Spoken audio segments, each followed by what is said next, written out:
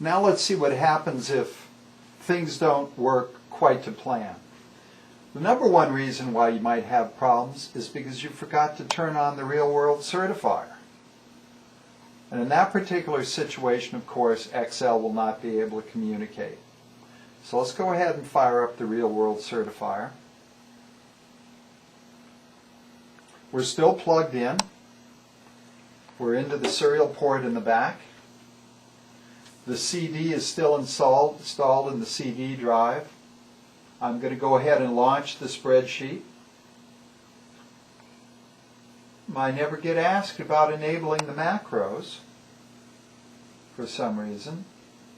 I don't get my hourglass, so apparently Excel is not trying to talk to my real-world certifier, and the real-world certifier still sitting at the main menu. It's not saying talking to PC. So it's very clear that Excel is not even attempting to talk to my real-world certifier. So this is troubleshooting tip number one. The macros are not enabled. So depending on what revision you have of Excel, you go up to Tools, you go down to Macro, you go to Security, and you set macro security to low.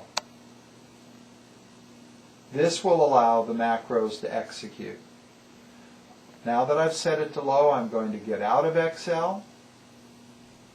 I'm going to make sure that my real-world certifier is still sitting at its main menu. I'm then going to launch Excel again from my CD. I now have my hourglass. The real-world certifier says it's talking to the PC. All looks good. And it says, one network tester found. So I can go OK, import readings, work the buttons from left to right, download from network test successful, OK, edit report, change my names if I wish, finish, and there I am. That was troubleshooting tip number one. Excel not attempting to communicate with the real-world certifier because the macros were not enabled. Now, that would be true whether you're using our serial cable directly or whether you're using a USB to serial converter in line with the serial cable that we give it. Those macros have to be on for Excel to communicate with your real-world certifier.